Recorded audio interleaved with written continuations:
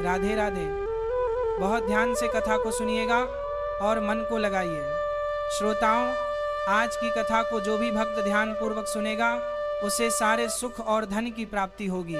अब कथा की शुरुआत करते हैं। श्रीमन नारायण। अब आप लोग अपने मुंह को बंद रखना, आवाज नहीं आएगी। और अब आप बोलो श्रीमन नारायण। अंदर बोलो श्रीमन नारायण। अंदर बोलना, भीतर कोई ना सुने, केवल आप सुनेंगे। बोलो श्रीमन नारायण, श्रीमन नारायण। अंदर बोलो और आंखें जरा बंद कर लो। ध्रुव जी ने कैसे ध्यान लगाया मैं आपको ध्यान लगा के बताऊं कि ध्यान लगाने का सही तरीका क्या। सब आंखें बंद करो और भीतर बोलो, बोलो हे श्रीमन नारायण। अब आप लोग ऐसा भाव बनाओ कि आप बैकुंठ में हैं और माता लक्ष्मी भगवान के चरण दबा रही हैं। भगवान नारायण शेष सैया पर शेषनाग भगवान के ऊपर लेटे हैं और भगवान के चरण लक्ष्मी जी दबा रही हैं। एक पांव लक्ष्मी जी दबा रही हैं, दूसरा पांव आप दबा रहे हैं। ऐसा भाव बनाइए कि आप बैकुंठ में भगवान के चरण दबा रहे हैं, चरणों की सेवा कर रहे हैं और जप रहे हैं श्रीमन नारायण, श्रीमन नारायण भीतर। इसके बाद भगवान की आप परिक्रमा करें। भाव बनाइए कि आप भगवान को बढ़िया मोतीचूर के लड्डू का भोग लगा रहे हैं।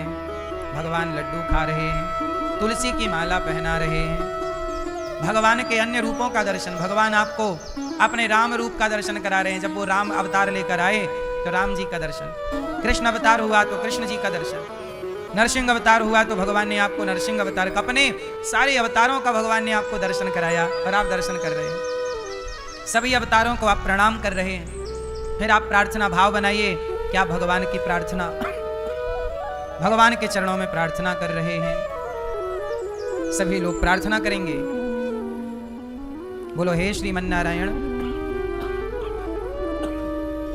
हे श्याम सुंदर, हे पतित पावन, हे नाथ, हम पापी हैं, अधम हैं, नीच हैं, दुष्ट हैं। हे प्रभु, हम खल हैं, कामी हैं, पर हे नाथ, हम जैसे हैं आपके हैं। हे प्रभु, हमारे अपराधों को क्षमा कीजिए, हमारी भक्ति दिनों दिन बढ़ती रहे आपके चरणों के सिवा। हे नाथ, हमारा मन कहीं ना जाए। श्रीमन नारायण, चरणौ शरणम प्रपद्ये, श्रीमते नारायणाय नमः। अब आप भगवान से प्रार्थना करके, परिक्रमा करके भगवान को कहो कि हे प्रभु, सदा आप मेरे हृदय में बसिए, मेरे हृदय में आप निवास स्थान बनाइए। हे प्रभु, आप यहाँ रहिए। श्रीमन नारायण, श्रीमन नारायण। अब आप लोग अपनी आंखें खोल लीजिए। आप रोज अपने घर में 5 मिनट बैठो और ध्यान ऐसे करो कि आप बैकुंठ में हैं, आप भगवान का दर्शन कर रहे हैं। कहीं शरीर कहाँ है क्या फर्क पड़ता है, मन कहाँ है ये महत्व रखता है। इसे कहते हैं मानसिक पूजा। ये कौन सी पूजा है?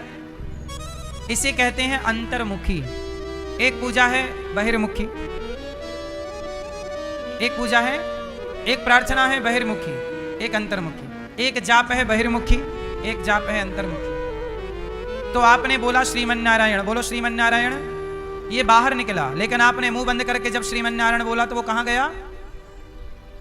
कहां गया? वो भीतर नाम चला गया, श्रीमन नारायण। और आप मन से वैकुंठ चले गए। तो बाहर क्यों, भीतर क्यों नहीं?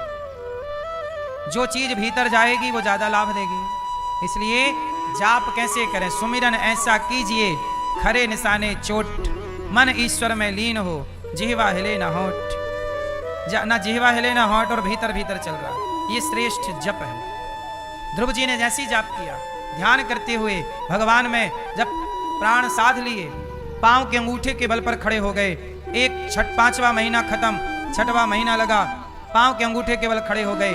प्राण वायु रोक ली, सांस रोककर जो पुकारा परमात्मा को, इंद्रासन हिल गई। इंद्र बोले प्रभु ये इंद्रासन क्यों हिल रही है? भगवान बोले मेरा भक्त समाधि लगाए बैठा है, खड़ा है, तो प्रभु जाके दर्शन दो। भगवान बोले ऐसे ध्रुव जैसे भक्तों को मैं दर्शन देता नहीं, ध्रुव जैसे भक्तों का मैं स्वयं दर्शन करता हूं। ध्रुव जैसे भक्तों का मैं स्वयं दर्शन स्वयं दर्शन करता हूं।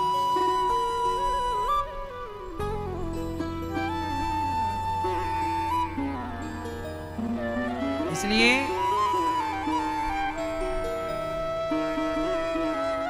दर्शन भगवान का जब किया, भगवान दौड़ पड़े भक्त के लिए। ध्रुव जी के सामने आकर भगवान श्री हरि खड़े हो गए। ध्रुव जी आंखें बंद किए ध्यान कर रहे हैं, भगवान के दर्शन वो अपने हृदय में कर रहे हैं। और जब भीतर दर्शन था तो बाहर आंखें खोलने की जरूरत, बाहर वो ढूंढते हैं जिनके भीतर खाली है। जिनके भीतर ही भगवान भरे हैं वो बाहर क्यों ढूंढेंगे? ईश्वर बाहर का सब्जेक्ट नहीं है। भगवान कहाँ का विषय है बताओ? भगवान बाहर से मिलेंगे कि भीतर से? बोलो कैसे? भीतर से कैसे मिलते हैं? अच्छा ये बताओ, पढ़ाई आपके बाहर है कि भीतर है?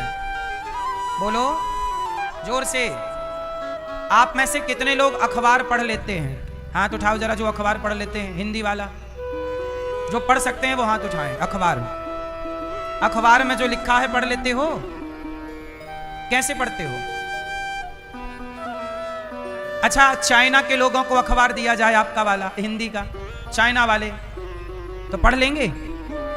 नहीं। अच्छा आपको चाइना वाला अखबार दे दिया जाए तो आप पढ़ लोगे? क्यों नहीं पढ़ोगे? क्यों नहीं पढ़ोगे? क्योंकि आपको चाइना की भाषा नहीं आती। लेकिन आपको हिंदी आती है तो हिंदी का अखबार पढ़ लेते हो। अच्छा ये बताओ, अखबार में जो लिखा है वो आपके भीतर से निकल रहा है कि कहीं बाहर से आ रहा है? बोलो। काखा गाघा का ज्ञान यदि भीतर ना हो तो अखबार के काखा गाघा को पहचान पाओगे? बोलो। इसलिए भाषा बाहर नहीं होती, भाषा अंदर होती है। आपके भीतर भाषा घुसी है, इसलिए आपको अखबार आता है पढ़ना। यदि भाषा का बोध भीतर ना हो तो आप जिस भाषा का ज्ञान नहीं है, जो भाषा भीतर नहीं है, आप वो अखबार नहीं पढ़ सकते, क्योंकि उस भाषा का ज्ञान आपके भीतर। पर जो भाषा भीतर है वो अखबार में दिख रही है, आप पहचान रहे हो। हिंदी के अखबार को आप पहचान लोगे क्या लिखा है, पर यदि आपको इंग्लिश नहीं आती तो इंग्लिश के अखबार को नहीं पहचान पाओगे। आपको तमिल नहीं आती तो तमिल के अखबार में क्या लिखा है आप नहीं पहचान पाओगे, नहीं पढ़ पाओगे। इसका मतलब है कि भाषा का ज्ञान जब भीतर होगा तो बाहर के अक्षर समझ में आएंगे। उसी तरह भक्ति जब भीतर होगी, प्रेम और श्रद्धा जब भीतर होगी तो बाहर के भगवान समझ में आ जाएंगे। अब भीतर है ही नहीं कुछ भगवान की आस्था श्रद्धा, तो बाहर ढूंढते रहो तुम्हें पत्थर नजर आएगा। जैसे भाषा बाहर का सब्जेक्ट नहीं है, भाषा कहाँ का विषय है? भीतर का। ऐसे ही भजन भक्ति भगवान बाहर का विषय नहीं है, भक्ति भी भीतर का विषय है, अंदर का। इसलिए भगवान को बाहर ना ढूंढो। मोकू कहाँ तो ढूंढे बंदे मैं तो तेरे पास में, ना काशी ना कावा ना रहता कैलाश में। मोकू कहाँ तो ढूंढे बंदे मैं तेरे विश्वास में। यदि विश्वास है खोजी होए तो तुरंत मिल जाऊं, पल भर की ही तलाश में। मोकू कहाँ तो ढूंढे बंदे मैं तेरे विश्वास में।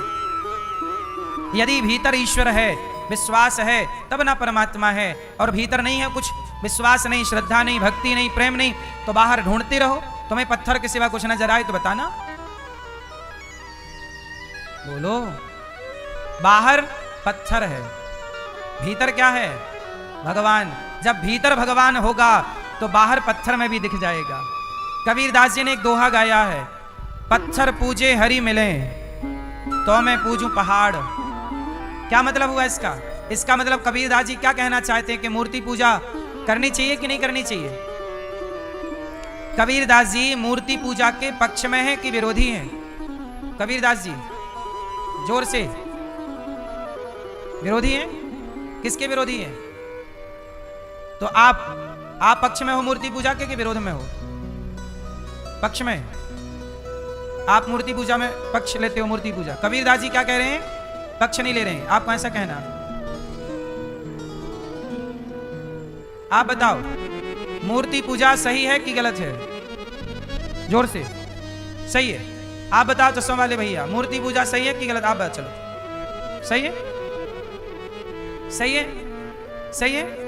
पीछे वाले भैया सही है। तो कबीरदास जी ने ये क्यों कहा कि पत्थर पूजे हरि मिले तो मैं पूजूं पहाड़, और तासे तो चक्की भली पीस खाए संसार। चलो बताओ ऐसा क्यों कहा। और एक बात मैं आपको बता दूं कि कबीर दास जी भी भगवान राम के बहुत बड़े भक्त हैं। और कबीर दास जी जब राम के भक्त हैं तो राम का भक्त भला राम की मूर्ति का विरोध कैसे कर सकता है। तो कबीर दास जी मूर्ति पूजा के विरोधी नहीं है। यदि मूर्ति पूजा के विरोधी नहीं है तो फिर ये दोहा क्यों कह रहे हैं कि पत्थर पूजे हरि मिले। अब आप इसे समझते हैं। आप जानते हो उसका रहस्य कि नहीं? नहीं जानते तो मैं समझाऊं, जानते हो तो समझाने की जरूरत ही नहीं। बताऊं कि ना बताऊं? सुनो, कबीर दास जी मूर्ति पूजा के पक्ष में हैं, राम के पक्ष में हैं। राम के बहुत बड़े पुजारी हैं। तुलसी के पत्ते में राम नाम लिखकर पानी में डुबाकर जिसे पिला देते हैं उसका सारा रोग दूर हो जाता है। ये कबीर दास जी की जीवनी में लिखा है। कबीर दास जी रामानंदाचार्य जी के चेला हैं, शिष्य हैं। कबीर दास जी को रामानंदाचार्य जी मंत्र नहीं दे रहे थे तो कबीर दास जी रात के सुबह भोर के 4 बजे सीढ़ियों में लेट गए कि गुरुजी ऐसे तो मंत्र दे नहीं रहे हैं, तो लेट गए। वो मैया भी लेट गई पीछे, मैया जागो मेरी माँ। कबीर दास जी लेटे तो मैया बोली मैं भी लेट लाऊं। सुनो, कबीर दास जी सीढ़ियों के नीचे लेट गए। अब रामानंदाचार्य जी आए और रामानंदाचार्य जी स्नान करने आए तो उनका पांव सीढ़ियों की जगह अब सीढ़ियों पे लेटे तो कबीर दास जी की छाती पे पड़ा। यहाँ भाई सीढ़ी पे आप लेट जाओगे और हम आएंगे तो स्वाभाविक है हमारा पांव आपके शरीर के किसी हिस्से में पड़ेगा ही पड़ेगा, यदि उसी रास्ते पे आप लेटे हैं तो कबीर दास जी की छाती पे रामानंदाचार्य जी के चरण पड़ गए। और जैसे ही चरण पड़े तो रामानंदाचार्य जी को लगा राम राम राम कोई सो रहा था और मैंने पांव रख दिया, तो उनके मुंह से बोला निकल पड़ा राम राम राम राम राम। और जब राम राम निकला तो कबीर दास जी ने गुरु जी के मुंह से निकला हुआ राम राम ही उन्होंने इस मंत्र को ही गुरु मंत्र मान लिया कि गुरु जी ने मुझे स्पर्श करके मंत्र दे दिया। और कबीर दास जी चरणों में गिर पड़े, गुरु जी आप ऐसे मंत्र दे नहीं रहे थे तो आपसे मंत्र लेने के लिए मैंने इतना क्षमा। कभी ना गुरु जी ने कहा तुम यहाँ क्या कर रहे हो? बोले आपके पास आए थे गुरु मंत्र दे दो, आपने कहा कि अभी तुम कच्चे हो और आप दे नहीं रहे थे तो मैं यहाँ लेट गया। तब कबीर दास जी को गले लगाया और रामानंदाचार्य जी ने कहा कि अब तुम पक गए हो, तुम अब राम नाम का प्रचार करो। और कबीर दास जी राम नाम के बहुत बड़े प्रचारक हैं। अच्छा, अब सवाल ये खड़ा हुआ कि जब इतने बड़े भक्त हैं, इतने बड़े प्रचारक हैं, तो ये उल्टी बात क्यों कह रहे हैं कि पत्थर पूजे हरि मिले? आओ इसका रहस्य बताता हूं आज आपको। एक्चुअली बात ये है कि कबीर दास जी जब थे इस धरती पर उस समय हमारे देश में मुगलों का शासन था। किसका शासन था? जोर से। उस समय मुगल मंदिर तोड़ रहे थे। औरंगजेब जैसे आक्रांता, हुमायूं जैसे लोग, खिलजी जैसे लोग और तमाम आक्रांता सनातनियों के मंदिर तोड़ रहे थे। कृष्ण जन्मभूमि का मंदिर तोड़ा, अयोध्या में राम मंदिर तोड़ा, काशी में काशी मंदिर तोड़ा भगवान काशी विश्वनाथ जी का, और वहां पे सब जगह मंदिर तोड़े गए। जब मंदिर तोड़े गए तो सारे लोग भाग भाग के संतों के पास गए कि गुरुजी अब तो मंदिर टूट गया, बताइए हम कहाँ जाएं, क्या करें? तो कबीर दास जी के पास लोग गए कि मंदिर टूट गए, अब क्या करें? तब कबीर दास जी ने उनको समझाया कि पागल, मंदिर टूट गए तो क्या हुआ, हमारी आस्था थोड़ी टूट गई, हमारी आस्था बनाओ रखे रहो। और सुनो, पत्थर पूजे हरि मिले। मंदिर टूट गए तो कोई बात नहीं, अब बताओ विषम परिस्थिति है, जहां मंदिर तोड़े जा रहे हो, आक्रांताओं का आक्रमण चारों तरफ हो, वहां समझाने के लिए आदमी क्या बोलेगा? आस्था बचानी है तो कहना पड़ेगा कि भैया पत्थर पूजने से कोई बात नहीं, पत्थर पूजे हरि मिले तो मैं पूजूं पहाड़, यदि पत्थर पूजने से भगवान मिले तो मैं पहाड़ पूज लूं। इसलिए बेटा तुम्हारे मंदिर भले टूट गए लेकिन मंदिर में जो भगवान बैठे थे उसकी आस्था मत तोड़ना, उसकी आस्था बनाए रखना। भगवान तो भीतर का विषय है। तो ये उस काल खंड में हुई घटना के बाद समझाने के लिए कबीर जी ने ये बात कही थी। इसका मतलब ये नहीं है कि कबीर जी मूर्ति पूजा के विरोधी हैं। अब लोग पूरी बात नहीं जानते तो वो क्या बोलते हैं कि कबीर दास जी तो मूर्ति पूजा के विरोधी। काय के विरोधी है? कबीर दास जी कब हुए धरती पे, उस समय की स्थितियां क्या थी? आप सर्च करना कबीर दास जी कब हुए, उस समय भारत की स्थिति क्या थी। उस कालखंड में मंदिर किस तरह तोड़े जा रहे थे, किस तरह हिंदुओं का धर्मांतरण किया जा रहा था, तलवार की नोक पर धर्मांतरण हो रहा था, गांव के गांव हिंदुओं के कत्लेआम हो रहे थे। उस समय केवल भगवान के आश्रित रहकर लोग जैसे तैसे अपनी जान बचा रहे थे। तो उनके मनोबल को बढ़ाने के लिए अर्जुन भाग रहे हैं युद्ध छोड़ के, तो भगवान उन्हें समझा रहे हैं। अर्जुन को जो समझा, अब युद्ध से कोई भाग रहा हो तो उसे क्या समझाया जाएगा? जो समझाया जाएगा वो कृष्ण ने समझाया। और मंदिर टूट रहे थे उस समय जो समझाना चाहिए वो कबीरदास जी ने समझाया। क्योंकि हर परिस्थिति, सबकी अलग अलग परिस्थितियां होती है ना। कोई बात कही जा रही है तो किस परिस्थिति पे कही जा रही है ये भी तो विचार होगा कि नहीं? बोलो हाँ या ना। किस प्रसंग की वो बात है, किस संदर्भ में वो बात कही गई, किस कालखंड में कही गई, जिस समय वो बात कही गई। क्योंकि समाज में हो रहे बदलाव का हर व्यक्ति पर प्रभाव पड़ता है, पड़ता है कि नहीं? आज समाज में जब पाकिस्तान से युद्ध हुआ, ऑपरेशन सिंदूर चला, तो हम सब बात कर रहे थे पाकिस्तान की और अपनी सेना के बहादुरी की। बोलो, जब हमारे देश में कोरोना आया तो बात सब कोरोना की कर रहे थे। हमारे देश में एक लड़की ने अपने पति को गड्ढे में फेंक दिया, खाई से ढकेल दिया। उस समय पूरे देश में उस लड़की की चर्चा थी कि उसने पति के साथ ऐसा क्यों किया, अपने प्रेमी के लिए। तो एक घटना से पूरा देश प्रभावित हो जाता। अभी एरोप्लेन क्रैश हुआ, वो सारे यात्री मारे गए अहमदाबाद में। उस समय सबके अंदर दुख था। उस समय जो बात कही जा रही थी वो उन मृत व्यक्तियों के लिए, वो परिस्थिति निर्मित होती है, उस समय की बात होती है। एक घटना पूरे देश को प्रभावित करती है, ये बात आप मानते हो कि नहीं? बोलो, अहमदाबाद में जो प्लेन हादसा हुआ उसने पूरे भारत को प्रभावित किया कि नहीं? बोलो, वो लड़की ने अपने पति को मार के खाई में फेंक दिया, इस घटना ने पूरे देश को प्रभावित किया कि नहीं? फिर घटनाएं केवल एक व्यक्ति की नहीं होती, वो सबके मस्तिष्क पर, मन पर प्रभाव डालती है। तो जब आक्रांता पूरे मंदिर तोड़ रहे हैं, राम राम लेने पे प्रतिबंध हो गया, भगवान की कथाओं में प्रतिबंध हो गया, कीर्तन करने में प्रतिबंध हो गया, प्रभात फेरियां निकालने में प्रतिबंध हो गया, उस समय कबीरदास जी ने कहा कि अब मंदिर ना जाओ, अब मन मंदिर में ही राम को खोजो। पत्थर पूजे हरि मिले तो हमें पूजो। उस समय ये समझाना उनका धर्म था, क्योंकि मंदिर तोड़े गए और मुगलों ने बोल दिया कोई मंदिर जाएगा तो सिर काट दिया जाएगा। अब मंदिर आप जा नहीं सकते, तो जो मंदिर जाना छोड़ देगा वो तलवार तुम्हारी गर्दन में रखी है कि चलो मुसलमान बनो। उस समय बताओ अपने सनातन को बचाना कितना कठिन है। बोलो, उस समय भी कबीरदास जी जैसे महापुरुषों ने अपनी बातों से, उस समय सोशल मीडिया तो थी नहीं, पर अपनी बातों से, अपने दोहों के द्वारा लोगों को मोटिवेट करते रहे। कबीरदास जी बोले नहीं, पत्थर गया तो गया, मंदिर गए तो गए, आस्था रखो, हम फिर मंदिर बना लेंगे। आस्था होगी तो मंदिर फिर बन जाएगा, और आस्था चली गई तो फिर कहां मंदिर? बोलो हाँ। इसलिए सनातन संस्कृति की विचारधारा को जिंदा रखना है, वो विचारधारा अनमोल है। तो कबीरदास जी बहुत बड़े भक्त हैं, और कबीरदास जी राम के भक्त हैं। कबीरा सब जग निर्धना, क्या बोल रहे हैं कबीर जी? कबीरा सब जग निर्धना, धनवंता नहीं कोय, धनवंता सोई जानिए, जिखे राम नाम धन होए।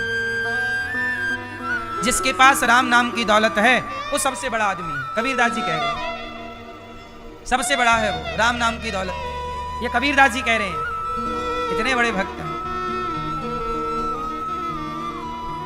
इसलिए आप लोग महापुरुषों के भाव को समझो, वो समय को समझो, है ना? कोई क्या कहता है, लोग पूरी बात नहीं समझते पूरा। कबीरदास जी कहते हैं, पोथी पढ़ पढ़ जग हुआ पंडित भया न कोई, ढाई अक्षर प्रेम का पढ़े सो पंडित। ये ढाई अक्षर प्रेम का कहा है? प्रेम। कबीरदास जी बोले मंदिर टूट गए तो टूट जाने दे, कोई बात नहीं, तू प्रेम कर भगवान से, ढाई अक्षर प्रेम का पढ़े सो पंडित होए। अब तू प्रेम का पाठ पढ़, अपने मन मंदिर में राम को बसा, मन को मंदिर बना और प्रेम कर राम से, यही पंडित है। लोग बोले कि हम भी लड़ेंगे, कबीरदास जी बोले ठीक है लड़ो, पर सुनो साधु ऐसा चाहिए जैसे सूप स्वभाव, पर सार सार को गही लहे थूथा दे उड़ाए। सुनो, वो तुम्हें मंदिर तोड़ रहे हैं तो तुम भी क्या उनकी मस्जिदें तोड़ दोगे? नहीं, उन्होंने मंदिर तोड़े हैं पर हम मस्जिद नहीं तोड़ेंगे, क्योंकि उन्होंने यदि गलती की है तो हम भी वही गलती क्यों दोहराएं। इसलिए कबीरदास जी ने ये दोहा लिखा कि साधु ऐसा चाहिए जैसे सूप स्वभाव, सार सार को गही लहे थोथा दे उड़ाए। सार सार को ग्रहण करो, जो अच्छी बातें हैं। अभी समय विपरीत है, शांत होकर बैठो। और जब परेशान हो गए लोग तो कबीरदास जी ने फिर दोहा लिखा, सुन धीरे धीरे रे मना, धीरे से सब होए और माली सींचे 100 घड़ा। जब मंदिर टूट गए तो लोग रोए कि अब ये मंदिर टूट गया, क्या होगा। तब कबीरदास जी बोले धीरे धीरे, अभी सुन, अभी चुपचाप बैठो, धीरे धीरे रे मना, धीरे से सब होए, धीरे से सब होगा, अभी तुम शांत रहो। अब देखो कितना बढ़िया मोटिवेट कर रहे हैं कबीरदास। और सुनो, माला फेरत जुग भया। अब क्या हुआ कि माला फेरने पे पाबंदी लग गई, कोई माला नहीं जपेगा। भाई मुगल लोग ने खूब अत्याचार किए, कोई माला नहीं जपेगा, कोई मंदिर नहीं जाएगा, कोई तिलक नहीं लगाएगा। तिलक हटा दिया। वो आपने गाना सुना होगा, छाप तिलक सब छीनी रे मुझसे नैना मिलाए के। ये गीत मुगलों के लिए, ये छाप तिलक सब छीन लिया। छाप क्या, शंख चक्र, ये सब छाप है हम सनातनियों की। तो छाप तिलक सब छीनी रे, सब छीन लिया मुगलों ने। तिलक ना लगाओ, तुलसी ना पहनो, इतना आक्रमण, इतना परेशान। तब कबीरदास जी बोले कि चलो माला जपने नहीं दिया जा रहा। तो कबीरदास जी ने दोहा लिख दिया, मालत फेरा, माला फेरत जुग भया, फेरा ना मन का फेर और कर का मन का डार दे, मन का फेर। वाह, जो परिस्थितियां थी वैसी बात कर रहे हैं कबीरदास जी। बोले माला नहीं जपने दिया जा रहा तो माला रख दे, और मन के माला से जाप कर, भीतर कोई घुस थोड़ी रहा है, तेरे भीतर चिंतन क्या चल रहा कोई रोक सकता है। तो भीतर भीतर ना राम राम राम राम जप, बिना माला के अंदर राम राम राम राम राम राम। ये माला फेरत जुग भया, फिरा ना मन का फेर, मन का फेर हुआ नहीं तो कर का मन का डार दे, ये मन का डार दे और मन का फेर, मन का मतलब मन से राम राम बोल। क्या बात है, इसमें क्या बुराई है। जब लोग आपस में जातियों में लड़ने लग गए, मैं ब्राह्मण, मैं क्षत्रिय, मैं शूद्र, मैं वैश्य, तब कबीरदास जी बोला सब बैठो यहां आओ, सुनो, जाति न पूछो साधु की, पूछ लीजिए ज्ञान और मोल करो तलवार का, पड़ी रहने दो म्यान। जब आपस में लड़े तो ये वाला दोहा बोल दिया कि जात न पूछो साधु की। जब जातियों के नाम पे हिंदू लड़ा, मुगलों ने, अंग्रेजों ने यही तो बोला, फूट डालो, फूट डालो, शासन करो। हमें लड़ाया, हम लड़ते रहे, हमें लड़ाया और हम। तो कबीरदास जी बोले जात न पूछो साधु की। अब यहां ये बात क्या कह रही है कि हम सनातनियों को संगठित, बोलो हाँ, यहां कबीरदास जी संगठित कर रहे हैं कि सनातनियों जात ना पूछो, जात ना पूछो। अब किसकी जात, क्या तुम सनातनी संगठित हो जाओगे तो मुगलों को भगाओगे, अंग्रेजों को भगाओगे, और नहीं होगे तो मरोगे। और सुनो, कबीरदास जी फिर कह रहे हैं, जिन खोजा तिन पाइया, गहरे पानी पैठ, मैं बपुरा बूढ़न डरा, रहा किनारे बैठ। जिन खोदा तिन पाइया, परमात्मा को पाना है तो जैसे कुआं खोदने से ही पानी मिलता है, बिना खोदे पानी नहीं मिलता। तो बिना खोदे पानी नहीं मिलता, तो बिना प्रेम की गहराई में उतरे भगवान नहीं मिलता। इसलिए प्रेम की गहराई में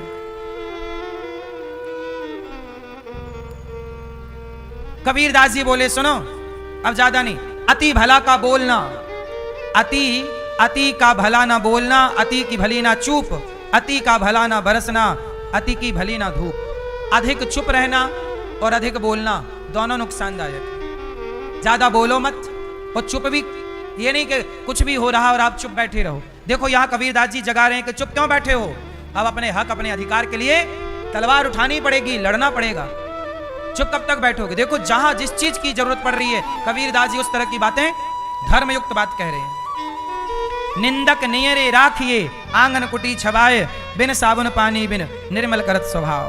क्या बात है। कबीरा खड़ा बाजार में, सबकी मांगे खैर, ना काहू से दोस्ती, ना काहू से, हमें काहे की दोस्ती दुश्मनी। हिंदू कहे मोहि राम प्यारा, हिंदू कहे मोहे राम प्यारा, तुर्क कहे रहमाना, आपस में दो लड़ी लड़ी मुए, मरम न को जाना। जब हिंदू मुस्लिम लड़ रहे थे तब कबीरदास जी बोले हिंदू कहे मोहि राम प्यारा और मुसलमान कहे रहमाना। मुसलमान कहता कि हमारा अल्लाह, हिंदू कहता है राम, और आपस में दो लड़े। वो कबीरदास जी बोले मरम कोई नहीं जान रहा है, आपस में लड़के मर रहे हैं, मरम कोई नहीं जान रहा। देखो ये सब दोहे तब के हैं। अब हिंदू मुस्लिम जब लड़ रहे थे तब के ना ये दोहे हैं। उस समय जो परिस्थिति उत्पन्न हुई, कबीरदास जी ने उस समय के हिसाब से बातें की। क्यों लड़ रहे हो? मुसलमान हिंदू आपस में लड़के पाओगे क्या? हम तुम्हें मारे, तुम हमें मारो, तो मरेगी तो इंसानियत ही, मरेगा कौन? तुम मरो या हम मरे, रोएगी तो कोई माँ ही, चाहे तुम्हारी माँ रोए चाहे हमारी माँ रोए। तुम मरो या हम रोए, विधवा तो कोई स्त्री ही होगी, तुम्हारी होगी या हमारी होगी। मरेगा कोई भी, पर बच्चों के पिता से तो बाप का साया उठेगा, चाहे तेरे बच्चों का उठे चाहे मेरे बच्चों का। नुकसान दोनों का है। हम तुझे मारें या तू हमें मार, हिंदू मुस्लिम लड़ेंगे तो नुकसान दोनों का है। बोलो हाँ। घर जलेगा, तेरा जले या मेरा, घर तो घर है।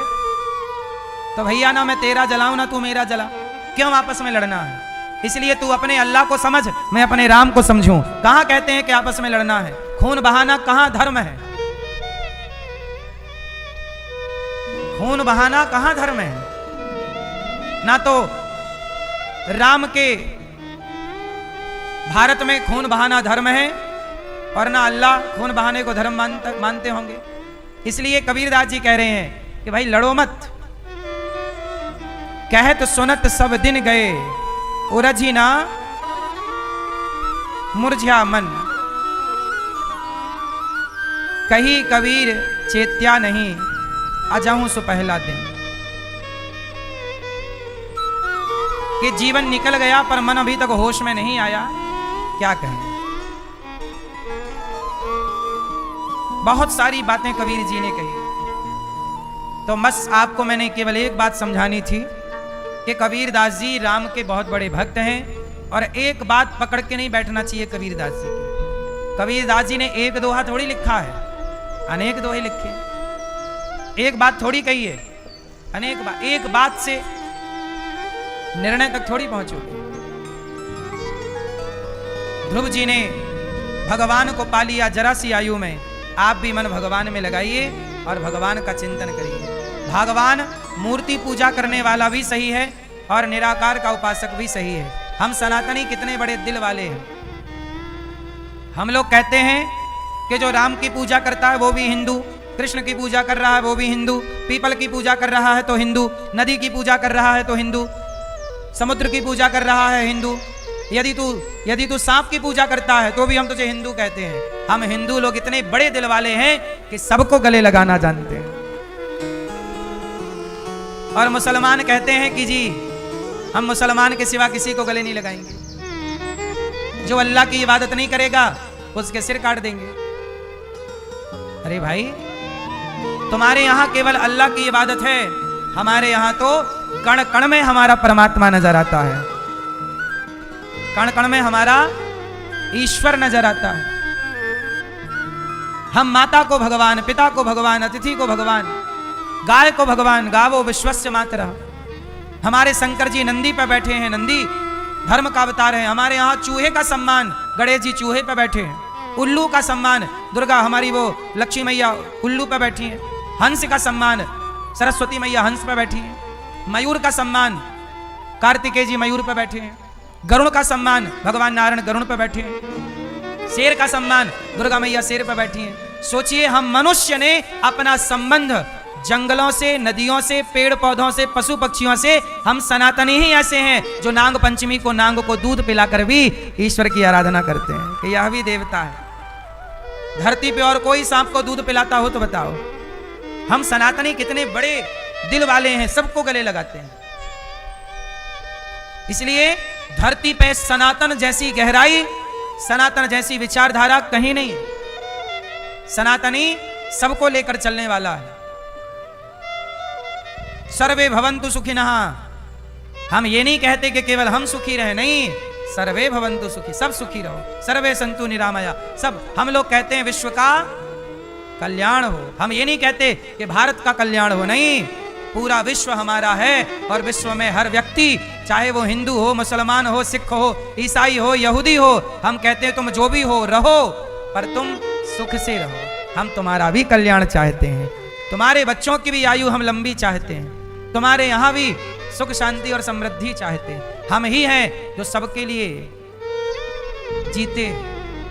हमारे यहाँ जब तुम्हारी दादी जागती है, सबसे पहले नहा के जब भोजन बनाती है तो थोड़ा सा भोजन बनाने के पहले आटा चींटी को डालती है, दाना ले जाके चिड़िया को डालती है, पहली रोटी बन जाए तो गैया को खिलाती है, आखिरी रोटी निकाल कर कुत्ते को खिलाती है, द्वार पर कोई अतिथि तो नहीं बैठा, बुलाकर सम्मान से भोजन कराती है। जो सबकी चिंता करता है उसी को सनातनी कहते हैं, जो सबके बारे में सोचता है उसी को सनातनी कहते हैं। हिंदू का अर्थ क्या है?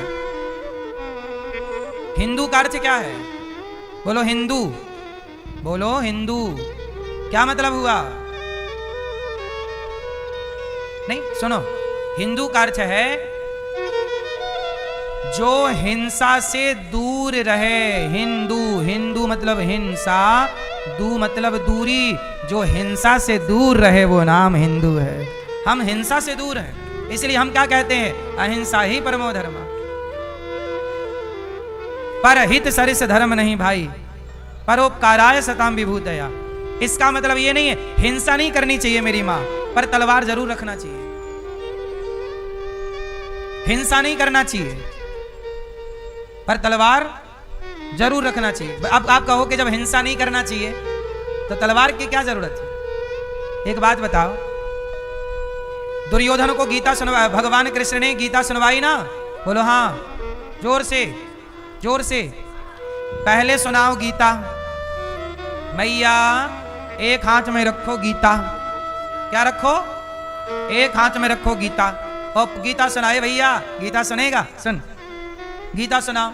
यदि सामने वाला गीता से माने तो गीता सुनवाओ, और गीता से नहीं माने तो दूसरे हाथ में तलवार होनी चाहिए। अब बता, तलवार से मानेगा? क्योंकि यदि तलवार नहीं होगी तो वो तुम्हारी गीता जला देगा, तुम्हें मार देगा। इसलिए हनुमान जी के हाथ में गदा है। हनुमान जी तो अच्छा, राम वनवास गए तो सोना चांदी लेकर नहीं गए, लेकिन धनुष बाण लेकर गए। उत्तर दे सकते हो आप क्यों? ए मैया, राम तो भगवान हैं, तो धनुष बाण लेके काहे गए? बोलो मेरी मां, क्या जरूरत थी धनुष बाण लेके जाने की? उत्तर दो। क्योंकि राम जी जा रहे हैं वनवास, और वन में जो भाषा समझेगा राम की तो राम भाषा से समझाएंगे, और राम को पता है कि जंगल में कुछ लोग ठीक ठीक भाषा से नहीं समझेंगे, वो धनुष की भाषा समझेंगे, बाण की भाषा। बोलो हाँ। पाकिस्तान गीता की भाषा समझता है? हाँ, वो बातों से नहीं मानता, वो लातों से ही मानता है। इसलिए जो जिस भाषा में माने उस भाषा में बात होनी चाहिए। ये सारी बातें आपके काम की इसलिए हैं क्योंकि गीता और गांडीव दोनों की जरूरत नहीं है कि नहीं? हिंदुओं, गीता पढ़ो, राम राम जपो, पर कायर ना बन जाना। राम राम जपना गलत नहीं है, पर राम राम जपते रहो और तुम्हारे सामने बहन बेटियों का बलात्कार होता रहे तो ये राम राम। भगवान कृष्ण खुद कह रहे हैं, अर्जुन गांडीव उठा। नहीं तो कृष्ण जी बोल देते कि चल अर्जुन एक काम कर, तू कृष्ण कृष्ण जप, राम राम, चल जंगल चल, क्या करना, युद्ध करने से क्या होगा, चल राम राम जपते हैं, राम राम राम राम कृष्ण कृष्ण कृष्ण। अर्जुन को भी जपाते ना भगवान, फिर क्यों कह रहे हैं कि तू गांडीव उठा? जब भगवान कह रहे हैं कि गांडीव उठा, और धर्म की रक्षा के लिए गांडीव उठाना भी पड़ता है, क्योंकि ये दुर्योधन, ये गीता की भाषा समझने वाला, ये गांडीव से समझेगा। इसलिए आपको समझना पड़ेगा, कायर ना हो जाना मेरी मां। भक्त, इसलिए हमारे ऋषि मुनि भी अस्त्र शस्त्र रखते हैं। भगवान ने ध्रुव जी पर पावन कृपा की। ध्रुव जी को भगवान ने इसलिए दर्शन दिया क्योंकि ध्रुव जी ने भीतर भगवान को जान लिया तो बाहर सामने पहचान लिया, चरणों में गिर पड़े। योऽन्तः, भगवान की स्तुति कर रहे हैं। कुछ आता नहीं था, भगवान ने शंख कर स्पर्श कराया, ध्रुव जी को ज्ञान हुआ। योऽन्तः प्रविश्य मम वाचमिमां प्रसुप्तां संजीवयत्यखिल शक्तिधरः स्वधाम्ना अन्यास्तहस्तचरणश्रवणत्वगादीन् प्राणान् नमो भगवते पुरुषाय तुभ्यम्। ध्रुव जी को भगवान ने दर्शन दिया, ध्रुव जी घर गए और ध्रुव जी ने प्रेम से जिस माँ ने अपमान किया वही माँ आरती लेके खड़ी है। भगवान को पा लेने के बाद जो आपको कहते हैं ना, जब राम की कृपा होती है तो सब कृपा करते हैं, और जब राम की कृपा नहीं तब जा पर कृपा राम की होए, जा पर कृपा राम की होई ता पर कृपा करें सब।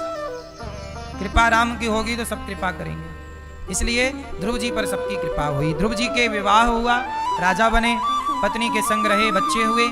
आखिरी में ध्रुव जी यक्षों को मारते हैं। मनु जी ने समझाया, कुबेर जी ने भक्ति का वरदान दिया, मृत्यु के सिर पर पांव रख के अपनी मां के संग ध्रुव लोक चले गए। बोलिए ध्रुव जी महाराज की।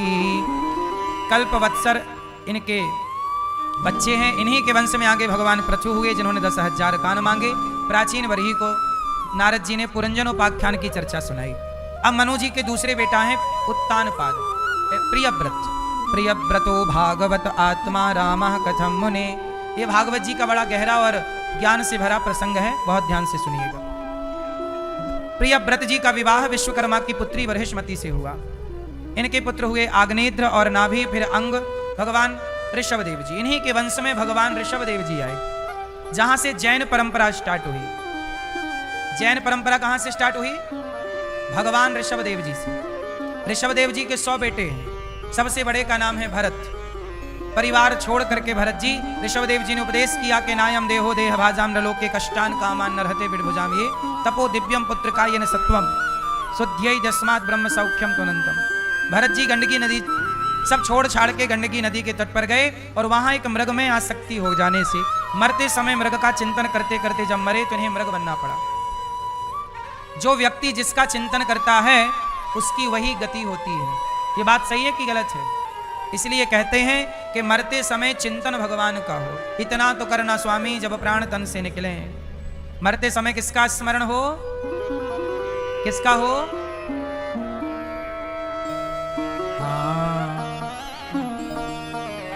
इतना तो करना स्वामी जब प्राण तन से निकले, गोविंद नाम लेकर मेरे प्राण तन से निकले। आना जरूर आना, राधे को साथ लाना, मुरली मधुर बजाना जब प्राण तन से निकले। इतना तो करना स्वामी जब प्राण तन से। पीतांबरी कसी हो, होंठों पे कुछ हंसी हो, छवि मन में ये बसी हो जब प्राण तन से। जब मृत्यु आवे तो भगवान का स्मरण, और ये तब संभव है जब अभी से रटना लगाओगे। काम करते रहो पर चिंतन चलता रहे। श्रीमन्नारायण श्री अंदर चलता रहे, स्मरण श्रीमन्नारायण। अंते नारायण स्मृति, अंतम नारायण का स्मरण होना ही जीवन की सार्थकता है। इसलिए मैया काम करो, बर्तन चौका, खूब बर्तन चौका, गृहस्थी, गाड़ी घोड़ा चलाओ, नौकरी व्यापार बिजनेस करो, पर हर क्षण श्रीमन्नारायण अंदर चले। श्रीमन्नारायण श्रीमन्नारायण चलता रहे। जैसे आपका दिल, आप काम करती हो तो भी धड़कता है ना, और भोजन बनाती हो, और भैया आप लोग व्यापार करते हो तो दिल धड़कता कि नहीं? जैसे दिल अपना हर समय धड़कता रहता है, ऐसे हर क्षण आप श्रीमन्नारायण जपते रहिए, भीतर भीतर श्रीमन्नारायण। क्यों दादाजी सही है? जपना चाहिए नाम भीतर के नहीं?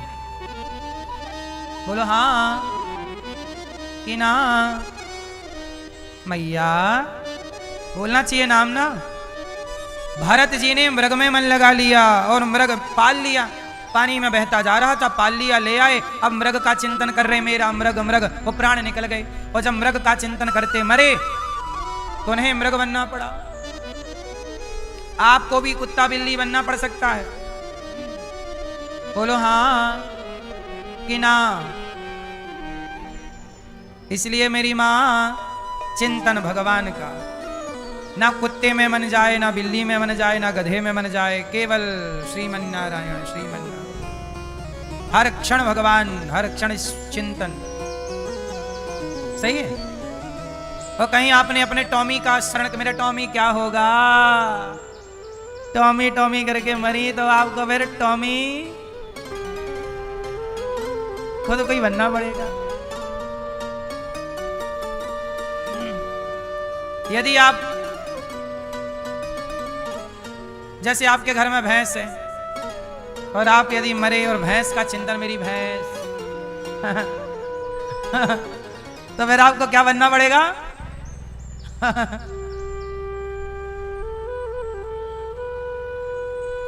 देख लो फिर।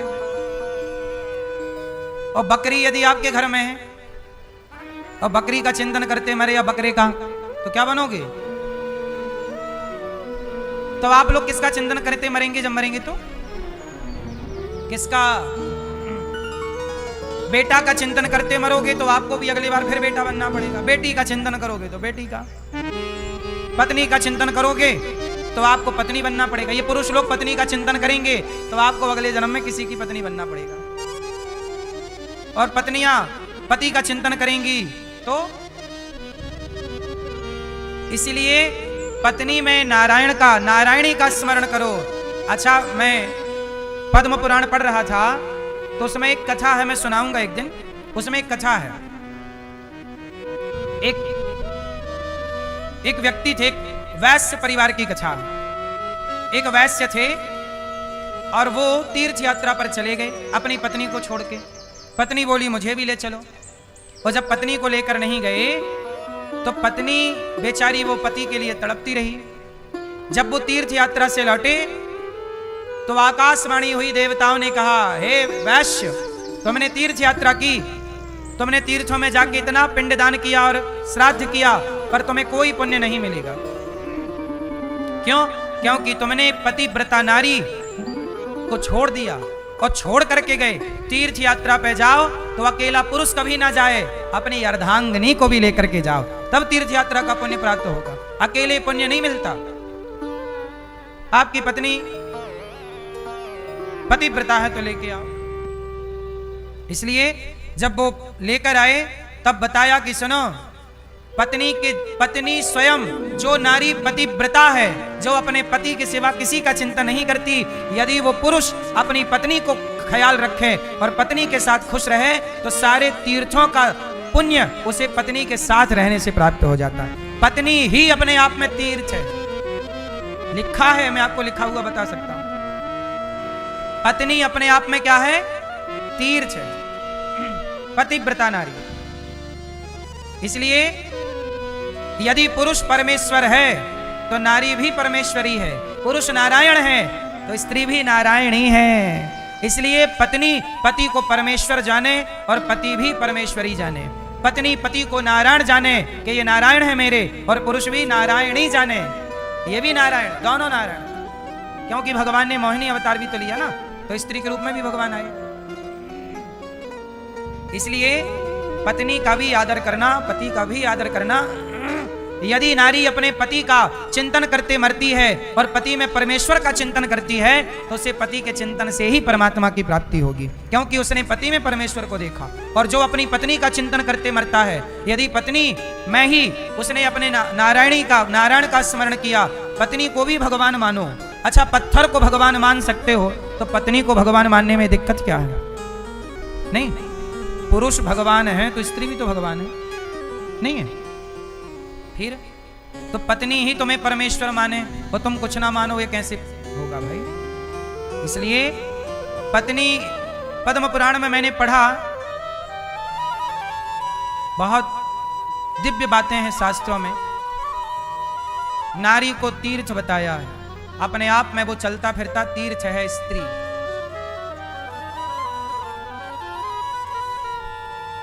इसलिए जब प्राण जाएं तो किसी का चिंतन ना हो, पत्नी में परमेश्वर का, पति में परमेश्वर का। यदि ये भाव है तो सही है, वरना डायरेक्ट परमेश्वर का चिंतन। ये सारी बातें केवल इसलिए बताई जा रही हैं कि पति पत्नी केवल मजाक उड़ाने के लिए नहीं है, पति पत्नी लड़ने के लिए नहीं है, प्रेम से जीवन बिताने के लिए पति पत्नी का रिश्ता है। आज लोग एक दूसरे को नहीं समझ पाते तो लड़ाई झगड़ा चलता रहता है ना। समझ लें तो काहे की लड़ाई, काहे का झगड़ा? क्यों मैया, सही है? अब भरत जी तो मृग का चिंतन करते मरे, यमराज जी बोले चलो अब मृग बनना पड़ेगा। भरत जैसे ज्ञानी को मृग बनना पड़ा, तीसरे जन्म में मनुष्य का शरीर मिला, तब राजा रघुगण को उपदेश किया। आज मैं आपको एक बहुत गंभीर बात बताने जा रहा हूं। कहते हैं भागवत सुनने से लोग अमर हो जाते हैं। भागवत सुनने से क्या होते हैं? जोर से जोर से जोर से। आज मैं आपको अमर बना सकता हूं यदि आप आज्ञा दो तो। अच्छा ये बताओ, पहले आप लोग मरोगे कि नहीं मरोगे? जोर से। मरेंगे? जोर से। आप कभी मरोगे कि नहीं? जोर से। लेकिन आज मैं आपको अमर बना दूं तो? बना दूं? किस किस को बनना है पहले हाथ उठाओ।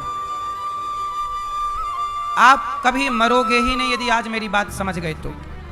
भागवत सुनने वाला अमर हो जाता है, और आज मैं आपको प्रमाण के साथ अमर करके ही भेजूंगा। बस आप मुझे आज्ञा दो, मैं बताऊं। आज्ञा है? फिर सुनो, आज मैं आपको अमर बनाऊंगा, और आप अभी खुद बोलोगे कि हाँ हम अमर हैं। सुनो, अब मुझे आप लोग जरा बताओ, आप लोगों ने कहा कि आप लोग मर जाओगे, तो ये बताओ कि मरेगा कौन? कौन मरता है? जोर से जोर से। शरीर मरता है, आप बोल रहे हो।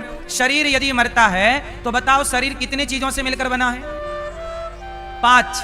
पृथ्वी, जल, वायु, अग्नि, 5 चीजों। अब ये बताओ कि जब आदमी मरता है, आपकी भाषा में जब आप कहते हो ना मर गया, वो मरता नहीं है, 5 तत्व से मिलकर बनता है, और 5 तत्व जाकर 5 तत्वों में मिल जाते हैं। अब बताइए, 5 तत्वों का शरीर जब चिता पे जलता है तो चिता पे जलने के बाद क्या होता है?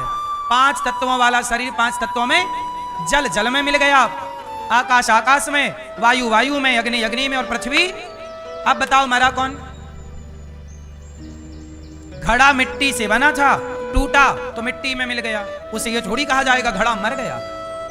मरा थोड़ी, वो तो मिट्टी का था, मिट्टी में मिल गया। आप 5 तत्वों से बने और 5 में मिल गए। अब बताओ मरा कौन? उत्तर दो, कौन मरा? जोर से। आत्मा? आत्मा कभी नहीं मरती। नैनम छिन्दन्ति शस्त्राणि नैनम दहति पावका। आत्मा कभी नहीं मरती, अजन्मा है अमर आत्मा। आत्मा अजन्मा है, ईश्वर का अंश है, ईश्वर अंश, जीव अविनाशी, चेतन अमल सहज सुख राशि। आत्मा कभी नहीं मरती। अब बताओ मरा कौन? जोर से जोर से। कौन?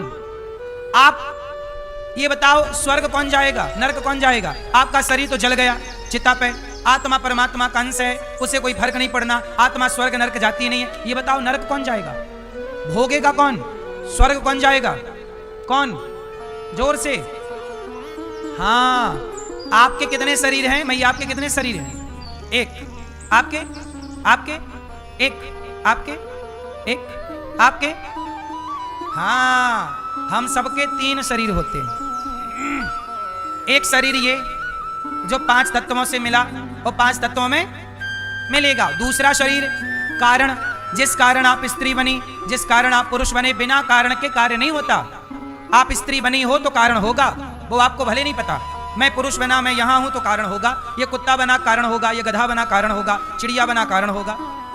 तो कारण शरीर होता है, उसे कारण शरीर शास्त्रों की भाषा में बोलते हैं। तो कारण शरीर ईश्वर को पता है, मुझे नहीं पता कि मैं क्यों ये बना और आप ये क्यों बने। तीसरा होता है सूक्ष्म शरीर। कौन सा? जब आप सोते हो तो सपना कौन देखता है?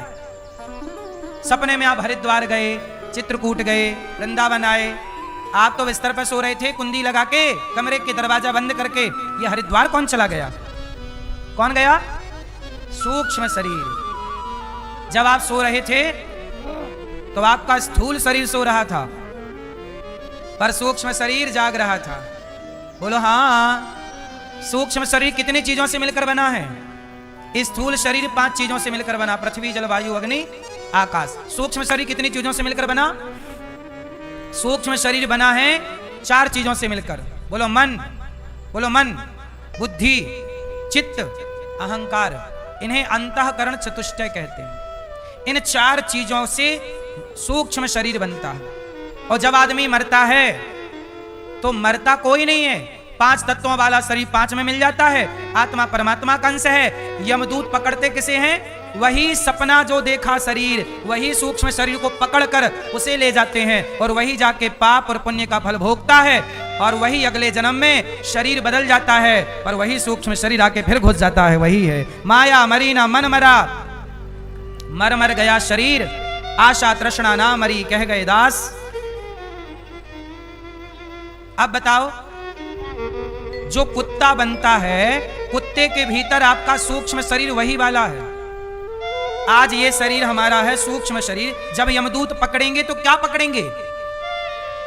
क्या पकड़ते हैं? सूक्ष्म शरीर। वही नरक जाएगा, वही स्वर्ग, वही पापों का हिसाब पाएगा। यमदूत उसी के साथ बोलते हैं, तूने इतना पाप किया, तूने इतना पुण्य, और वो झूठ नहीं बोल सकता, उसे स्वीकार करना पड़ता कि मैंने इतना पाप किया, इतना पुण्य। पाप का फल भोगने यमराज जी नरक भेज देते हैं, पुण्य का फल भोगने स्वर्ग भेज देते हैं। और जब वहां थोड़ा भोग लेता है तो थोड़ा सा भोगने के लिए 84 लाख योनियों में डाल देते, जा कुत्ता बन के भोगना। वही कुत्ता बन जाता है, वही बिल्ली, वही गधा, वही सुअर, वही नाली का कीड़ा। और जब भोगता है तो फिर भगवान बोलते हैं, जा तुझे एक बार फिर मनुष्य बना रहे हैं, अब अच्छे कर्म करना ताकि तेरा मोक्ष हो जाए। मोक्ष हो जाएगा तो स्वर्ग नरक पाप पुण्य से बच के कल्याण पालेगा। और जब तक तेरा मोक्ष नहीं होता भटकता रहता, जन्म पुनरपि जननम पुनरपि मरणम पुनरपि जननी जठरे शयनम। इसलिए कहते हैं मोक्ष पाओ, स्वर्ग ना पाओ। स्वर्ग कोई बहुत बड़ी बात नहीं है,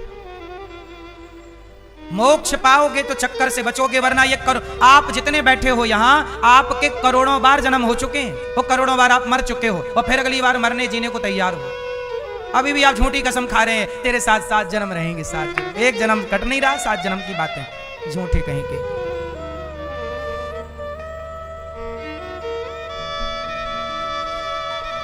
हाँ या ना? अरे मोक्ष पाओ, काहे बार बार आके तुम्हें डंडा खाना है यहाँ? अब बताओ मेरी मां, कौन मरा? जोर से, कौन मरा? जोर से। अब बताओ, आप लोग मरोगे? बोलो। जो आपका सूक्ष्म शरीर है वो कभी नहीं मरता, उसी का मोक्ष होता है, और वो कभी नहीं मरता, कभी नहीं मरता। वही जब वो मरता ही नहीं तो फिर आप लोग क्यों बोलते हो मर गया? आप लोग मरोगे? अब बताओ, मरोगे? जोर से। आप कभी मरोगे? जोर से। कितने लोग नहीं मरेंगे? क्योंकि आप अविनाशी हो। आप कौन है? अविनाशी। आपका नाश, आपका जो आत्मा है, उस आत्मा का कभी नाश, आत्मा का कभी नाश। इसलिए तो लोग कहते हैं मैं आत्मा हूं, मैं आत्मा कभी मरती है? तो बोलो, आप लोग मरोगे? बोलो, नहीं मरोगे? कितने लोग नहीं मरेंगे? लो भैया, हमने बोला था ना अमर बना देंगे, हो गए आप लोग अमर, अब नहीं मरोगे।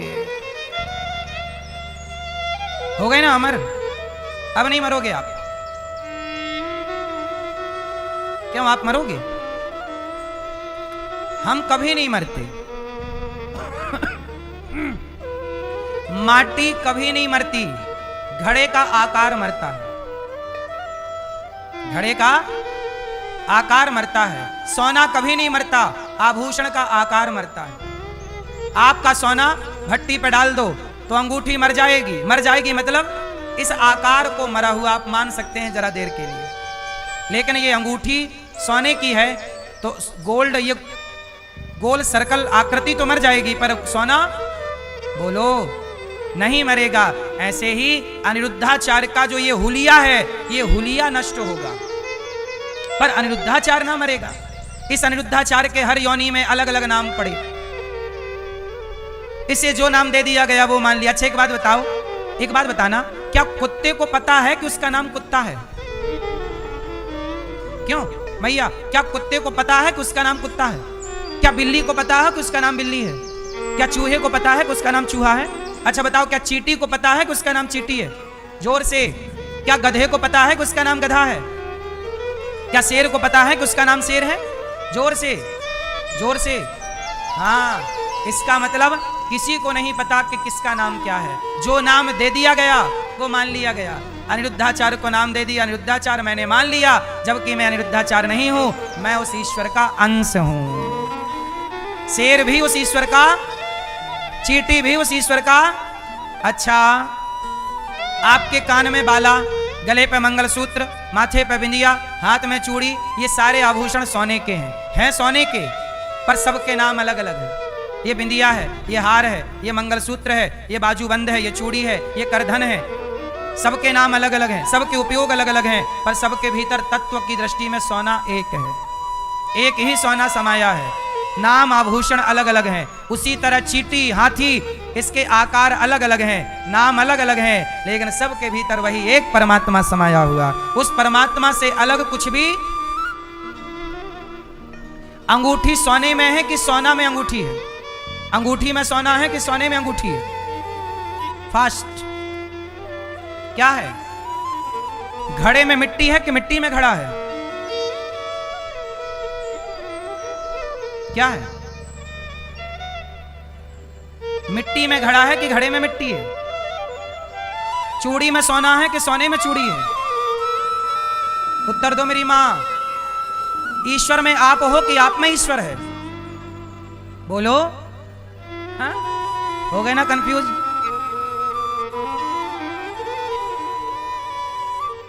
मिट्टी में घड़ा है कि घड़ा में मिट्टी है?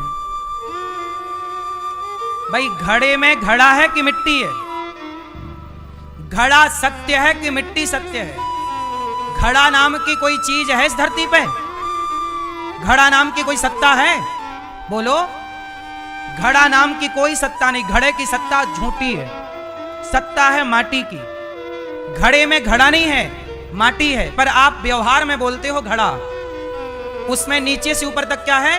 यदि घड़े से माटी हटा दी जाए तो घड़े में घड़ा कहां बचा? आभूषण से सोना हटा दिया जाए तो आभूषण में सोना कहां बचा? इसलिए सत्ता आभूषण की नहीं है, सत्ता सोने की है।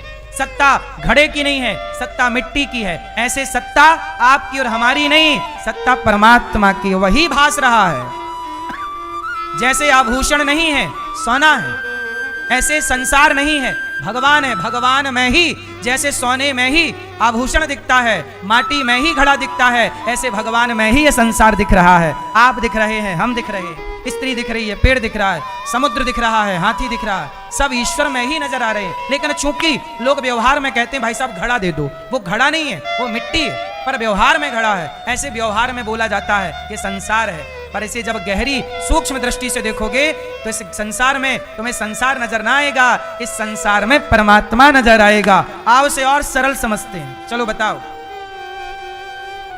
बताओ ये क्या है?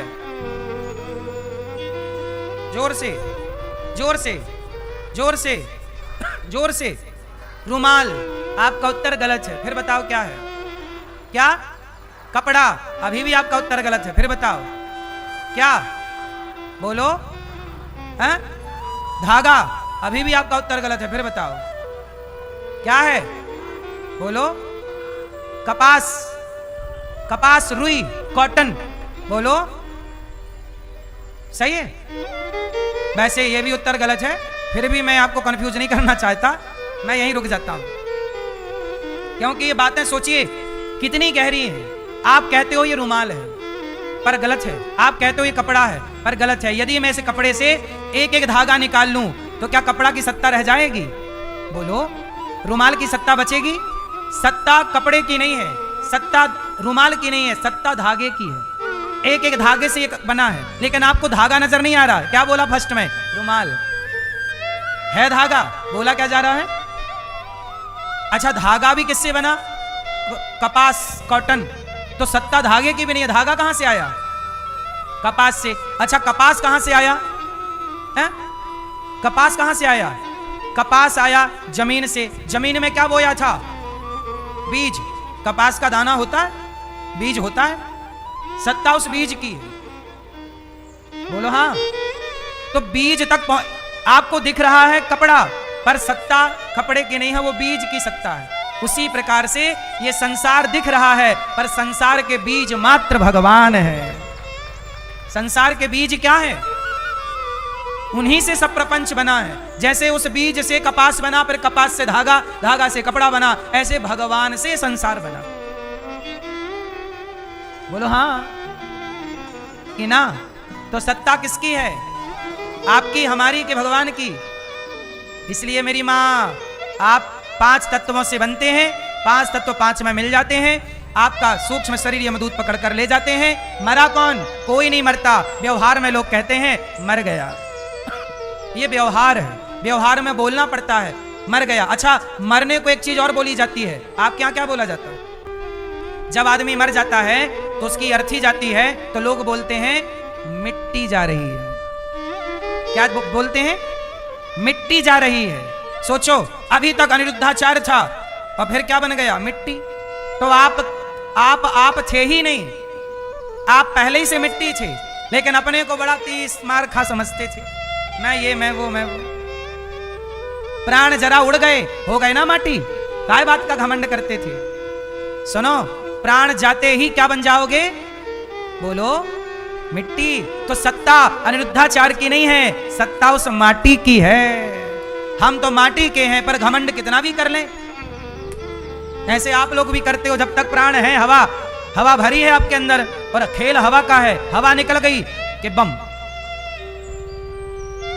जब तक हवा है तब तक एटीट्यूड है, अभिमान है, ईगो है, मैं ये वो, और जरा हवा निकली, हो गए पंचर। चलो सजाओ, चिता जलाओ, बोलो हाँ, फुटबॉल से हवा निकाल दो, किसी काम की नहीं है। ऐसे जिंदगी से हवा निकल जाए, खेल किसका है? आपके भीतर भी तो हवा काम कर रही है, हवा निकल जाएगी ना मैया, पड़ी रह जाओगी। बोलो हाँ, खेल किसका है? उसी हवा का नाम प्राण है। 5 प्राण होते हैं, बोलो हाँ कि ना मैया? प्राण होते हैं ना? प्राण क्या है? हवा ही तो है। ये सांस क्या है? यही तो प्राण है। जरा गहरी सांस लो, यही प्राण है, यही निकलती आखिरी में बम। अब नहीं आ रही है, नहीं आई।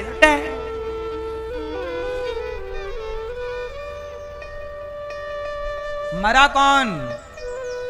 एक बार मुझे कंफर्म बताओ, मरा कौन? जोर से। कोई नहीं मरता, झूठी अफवाह है, मर गए मर गए मर गए। इसलिए मैया आप कभी ना मरोगी। कबीरदास जी कहते हैं, हम ना मरी हैं, हम ना मरब, हम ना मरब, मरी है संसारा। क्यों? हमें मिला जीवावन हारा, हमें जिलाने वाला ये बैठा है, हम क्यों मरेंगे? मीराबाई नहीं मरी। कबीरदास जी, जो आत्मज्ञान प्राप्त कर लेता है वो नहीं मरता। जो अज्ञानी है वो मानता है कि मैं मर गया, मैंने जन्म ले लिया। ज्ञानी थोड़ी मरता हुआ मानता है। मरेंगे नहीं, हम तो यहां काम करने आए हैं 50 साल 100 साल के लिए। आप लोग कितने साल के मेहमान हो? बोलो। जैसे आप वृंदावन आए 7 दिन के लिए, 10 दिन के लिए, काम पूरा करके चले जाओगे, ऐसे ये जिंदगी है। कोई 100 साल के लिए आता है, कोई 80 साल के लिए, कोई 70, कोई 50, कोई 40 काम किया और चल पड़े। जब चले गए तो यहाँ आए थे काम करने, यहाँ जो काम किया उसका हिसाब देने भगवान के घर गए। तो हिसाब देने के दिन को लोग कहते हैं मर गया। मरा कहाँ? हिसाब देने गया है। जो तूने कमाया है हिसाब दो। हाँ,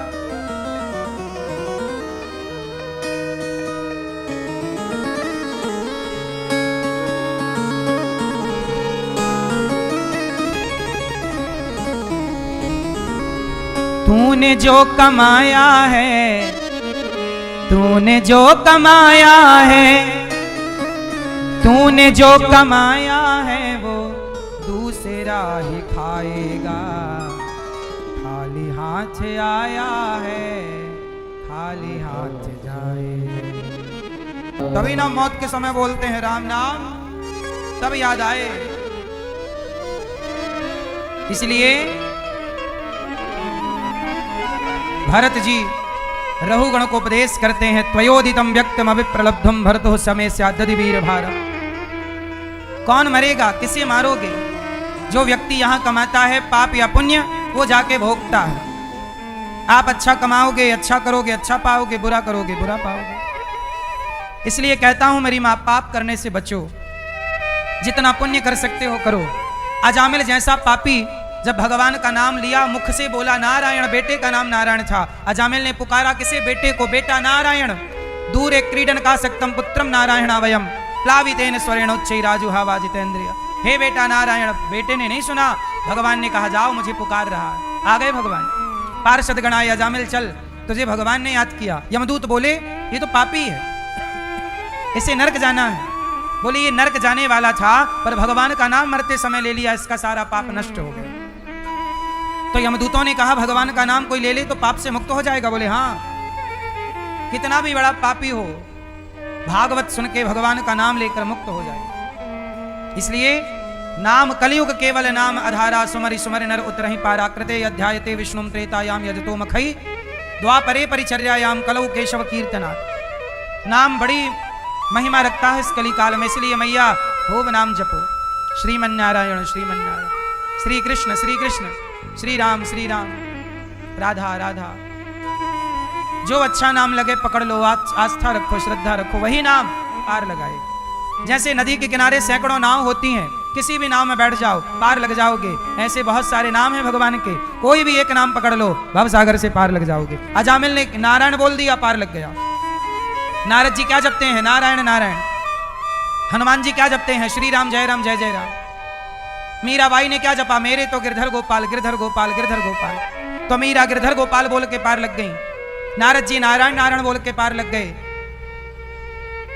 हनुमान जी श्री राम जय राम बोल के पार लग गए। सनकादि हरि शरणम बोल के पार लग गए। ध्रुव जी ओम नमो भगवते वासुदेवाय जप के पार लग गए। जो तुम्हारे गुरु जी तुम्हें मंत्र दे दें वही मंत्र तुम्हें पार लगाएगा। इसलिए सभी मंत्र श्रेष्ठ होते हैं। कभी मंत्रों में भेद नहीं करना चाहिए कि ये मंत्र बड़ा कि ये मंत्र बड़ा, ये मंत्र ज्यादा पावरफुल कि ये मंत्र। भगवान के हर नाम पावरफुल है। को बड़ छोट कहत अपराधु, छोटा बड़ा का भाव मानना पाप है, अपराध है। जो नाम गुरु जी दे दे। कबीरदास जी राम राम जप रहे हैं, कोई कृष्ण कृष्ण जप रहा है, कोई राधा राधा जप रहा है, कोई गोविंद गोविंद जप रहा है, कोई हरि हरि जप रहा है, कोई विष्णु विष्णु जप रहा है, कोई विठ्ठल विठ्ठल जप रहा है, कोई जगन्नाथ जगन्नाथ जप रहा है, कोई बद्रीनाथ बद्रीनाथ जप रहा है, कोई बिहारी जी जप रहा है, कोई राधा रमण जप रहा है, कोई राधा वल्लभ जप रहा है। जो जप रहा है बस श्रद्धा से अपने इष्ट पे मन लगाओ, वही नाम आपको पार लगाएगा, वही नाम। कई बार आप बोलते हो कि ये नाम अच्छा नहीं है, वो नाम अच्छा। अरे ये अपराध है। भगवान का नाम चाहे राम नाम हो कृष्ण नाम हो, सभी नाम बहुत प्रिय है। नाम जो आप अच्छा लगे वो जपो, पर किसी नाम पर ये मत कहो कि ये बुरा नहीं, अपराध है ये। क्योंकि नाम सारे भगवान। अच्छा ये बताओ, आप कहो कि महाराज जी हमें आपका ये वाला हाथ अच्छा लगता है और ये वाला हाथ अच्छा नहीं लगता, तब आप हमारा ये वाली हाथ की उंगली काट दो तो भाई दर्द हमें होगा। आपका ये वाला हाथ अच्छा लगता है, ये वाला अच्छा नहीं लगता। पूरा शरीर आपका है तो आपको आपके पांव के नख से लेके सिर तक आपका शरीर आपको प्रिय है। कहीं भी कांटा लगेगा दर्द आपको होना है। ऐसे भगवान के कोई भी नाम, सारे नाम भगवान के, सभी नाम, अनेक नाम हैं भगवान के, अनेक रूप रूपाय विष्णवे प्रभु विष्णवे। अजामिल ने नारायण बोला, पार लग गया। वाह। इसके बाद इंद्र ने अपने गुरु जी का अपमान किया, नारायण कवच का पाठ सुनाया और इंद्र के द्वारा वृत्तासुर का कल्याण हुआ। एक बार प्रहलाद जी के ऊपर कृपा करने भगवान नरसिंह प्रकट हुए। एक हिरण्यकश्यपु नाम का दैत्य था, उसके भाई का नाम था हिरण्याक्ष। हिरण्याक्ष को 12 भगवान ने मारा, पृथ्वी की स्थापना की। हिरण्यकश्यपु के यहाँ प्रहलाद प्रकट भई। यदा देवेषु वेदेषु गौषु विप्रेषु साधुषु धर्मे मयि च विद्वेषः सवा आशु विनश्यति। प्रहलाद जी छोटे हैं। प्रहलाद के पिता ने तपस्या की, वरदान मांगा, मैं दिन को मरूं न रात्रि को मरूं, न अस्त्र से न शस्त्र से। मिला। एक दिन प्रहलाद जी खेल रहे थे, तभी उन्होंने देखा कि कुम्हारिन मिट्टी का घड़ा बना करके सुखा करके उसे पकाने के लिए, घड़े को लाल करने के लिए, पकाने के लिए भट्टे पर डाल दी। उसका लगाते हैं भट्टा। आग लगाई, ध्यान दिया नहीं, उस घड़े में बिल्ली ने बच्चे जन्म दे दिए थे। आग लगाई, बच्चे म्याऊं म्याऊं म्याऊं म्याऊं करके जिस तरफ जाएं आग की लपटें, बेचारे वो बच्चे उस आग में जलने के लिए मजबूर हो गए। कहां से भागें? कुम्हारिन बड़ी भक्त थी। कुम्हार कुम्हारिन दोनों ने भगवान से प्रार्थना की, प्रभु बड़ा पाप हो गया, ध्यान दिया नहीं, बिल्ली ने आके कब बच्चे रख दिए पता नहीं चला। मर जाएंगे बच्चे, हमारे हाथ से हत्या हो जाएगी, प्रभु अपराध हो जाएगा। हे प्रभु हमारे प्राण ले लो, पर ये पाप हमारे माथे ना लगे बिल्ली की हत्या का।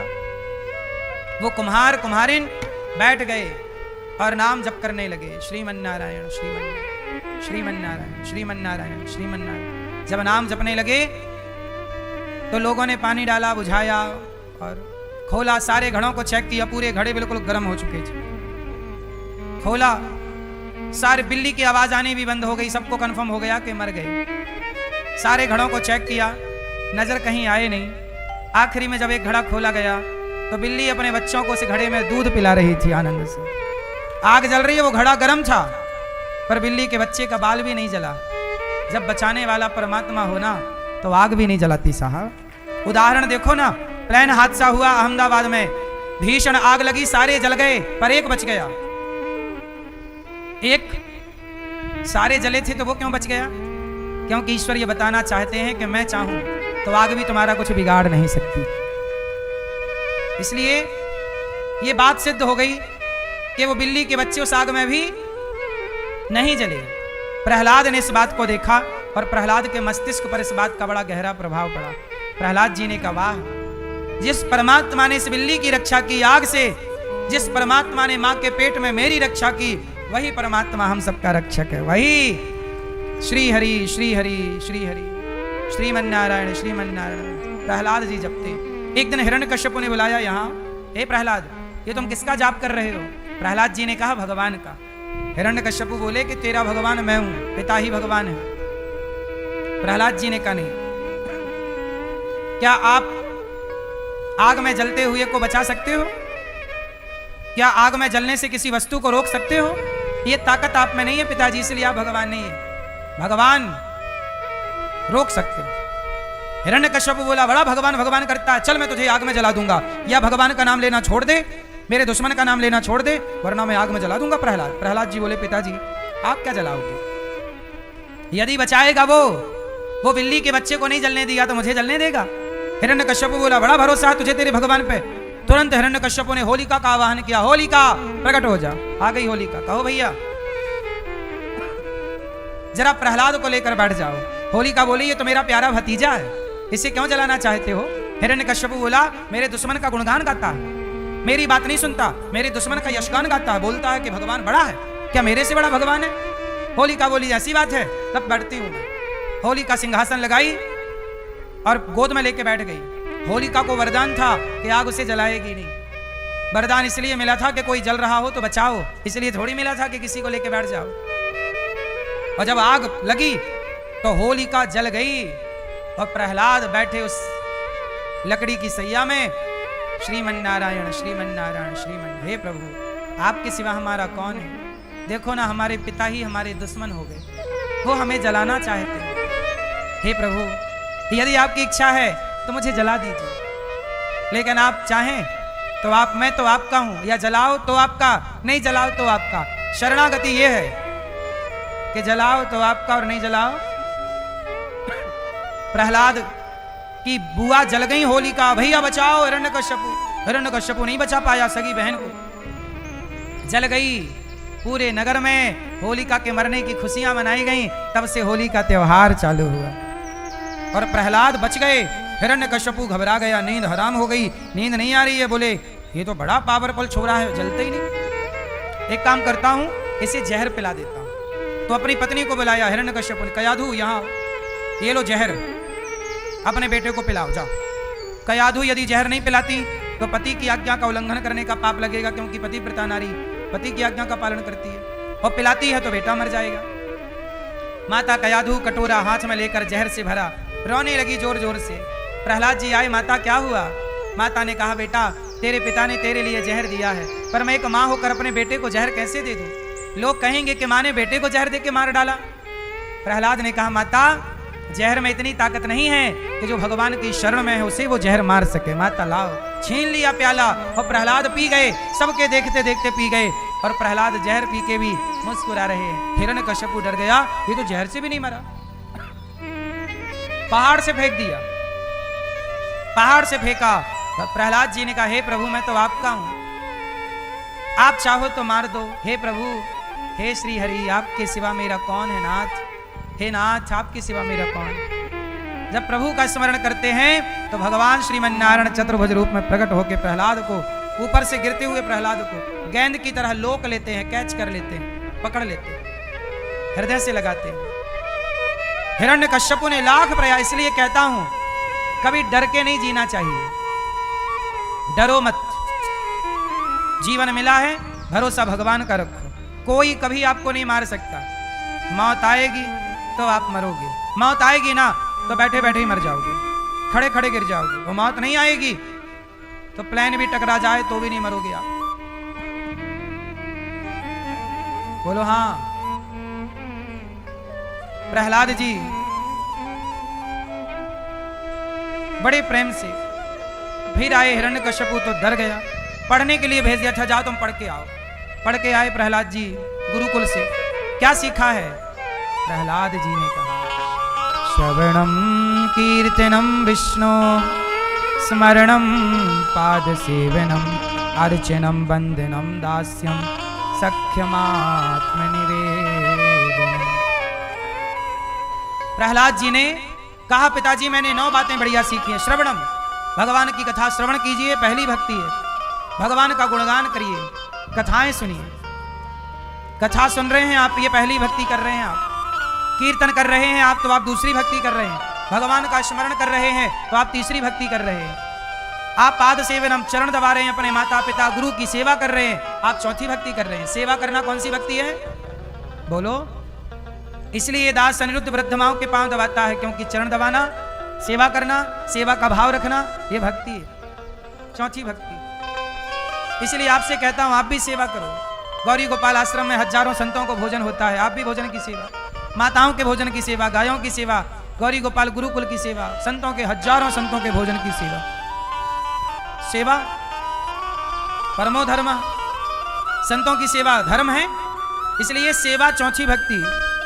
अर्चनम, भगवान को तुलसी चढ़ाना, पुष्प चढ़ाना, अर्चन। वंदन, भगवान की वंदना करना, त्वमेव माता च पिता, ये सेवा करना चौथी, अर्चन करना पांचवी, वंदन करना छठवीं, दास्य भाव रखना सातवीं, दास हूं आपका, सख्य भाव रखना आठवीं, और आत्म समर्पण कर देना नौवीं भक्ति है। प्रभु मैं आपकी हूं, आपका। ये ठीक है।